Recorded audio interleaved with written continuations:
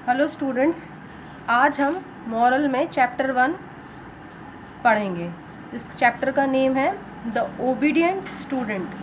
The obedient student का मतलब होता है आज्ञाकारी विद्यार्थी। ठीक है, तो इस एक कहानी है, एक स्टोरी है, तो इसमें हम देखते हैं कि क्या है। चलिए स्टार्ट करते हैं।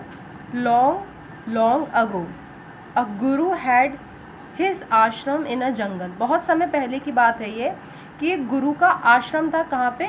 जंगल में। A large number of student used to come to study under him. बहुत सारी संख्या में, लार्ज नंबर ऑफ स्टूडेंट, बहुत सारी संख्या में, used to come to study, वहाँ विद्यार्थी आते थे। उनसे क्या करने के लिए आते थे? सीखने के लिए, पढ़ने के लिए। फ्रॉम फार एंड नियर, दूर और पास के जितने भी लोग थे वो बहुत सारी संख्या में वहाँ पर उनसे पढ़ने के लिए आते थे। नेक्स्ट है the guru taught his peoples very affectionately. जो गुरु थे वो क्या करते थे? बहुत अच्छे से, अफेक्शनेटली का मतलब होता है स्नेह से, उनको क्या सिखाते थे? पीपल्स मतलब होता है सिद्धांतों को सिखाते थे। ठीक है, नेक्स्ट है once the Guru thought of testing all of them. एक बार, वंस मतलब होता है एक बार, गुरु ने, थॉट मतलब सोचा, टेस्ट मतलब उनका टेस्ट लेने के लिए। तो एक बार गुरु ने सोचा कि उनकी एक परीक्षा ली जाए, छोटी सी।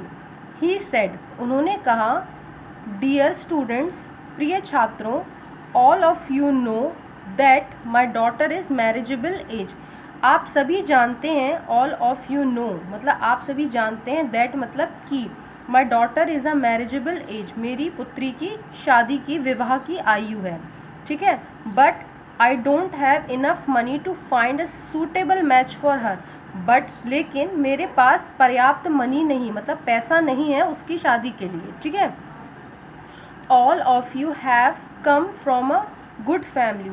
ऑल ऑफ यू हैव, आप सभी बहुत अच्छे अच्छे परिवारों से आते हैं। फैमिलीज मतलब परिवारों से। You can all help me out, आप मेरी क्या कर सकते हैं? मदद कर सकते हैं। अ स्टूडेंट आस्क्ड, उनमें से एक विद्यार्थी ने पूछा, इन वॉट वे सर, हम कैसे आपकी मदद कर सकते हैं? अ गुरु सेड, गुरु ने कहा, a guru said, if all you have bring some money from your home I can easily marry my daughter. अगर आप अपने घर से थोड़ा पैसा ले आएँ तो मैं अपनी बेटी की शादी आराम से कर सकता हूँ। ब्रिंग मतलब होता है लाना। ठीक है, जो भी टफ वर्ड्स हों वो आप अपने कॉपी में राइट डाउन कर सकते हैं और उसकी मीनिंग लिख के लर्न कर सकते हैं। ऑन द गुरु रिक्वेस्ट, गुरु की प्रार्थना से, all the student agree to go home, सारे विद्यार्थी मान गए अपने घर जाकर पैसा लाने के लिए। एंड ब्रिंग सम मनी, और पैसा लेने के लिए वो मान गए। दे सेड, उन्होंने कहा, sir we shall surely bring money for your daughter marriage, हम आपकी बेटी की शादी के लिए पैसा ज़रूर ले आएंगे। ऐसा किसने कहा? उन विद्यार्थियों ने गुरु से कहा।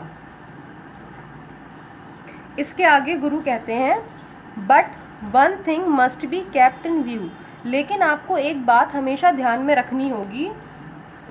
What sir the student asked, what sir the student asked, ऐसा किसने पूछा? एक विद्यार्थी ने उनसे पूछा। गुरु कहते हैं, you have to bring money in such a summer, you have to bring money in such a manner that your parents and any other person don't come to know of it. आपको पैसा इस तरीके से मांगना है या इस तरीके से लेना है कि एनी अदर पर्सन, कोई भी दूसरा व्यक्ति या फिर आपके पेरेंट्स इस विषय में जान ना पाए। द गुरु वॉन्ट, ये उन्होंने क्या दी? उनको एक चेतावनी टाइप की दी। पैसे इस तरीके से घर से लेकर आने हैं कि आपके घर में कोई भी व्यक्ति या आपके माता पिता ये पता ना कर पाए कि पैसा आपको क्यों चाहिए। ऑल राइट सर, बच्चों ने कहा, ठीक है sir. We shall bring money without the knowing of anybody, बच्चों ने, स्टूडेंट्स ने कहा, ऑल राइट सर, ठीक है sir. We shall bring money without the knowing of anybody, हम बिना किसी को बताए आपके लिए पैसा लेकर आएंगे। द स्टूडेंट अश्योर्ड, उन्होंने ऐसा, बच्चों, विद्यार्थियों ने गुरु से ऐसा कहा। तो आज के लिए इस वीडियो में हम सिर्फ इतना ही चैप्टर पढ़ेंगे। उसके बाद आपका होमवर्क ये रहेगा कि आपको इसमें जितने भी डिफ़िकल्ट वर्ड्स हैं उनको अपनी कॉपी में राइट डाउन करना है और उसकी मीनिंग आपको लिखनी है। अगर आपको मीनिंग लिखने में कोई प्रॉब्लम होती है तो आप हमसे पूछ सकते हैं, और इसके आगे का चैप्टर हम बाद में नेक्स्ट वीडियो में पढ़ेंगे। ओके।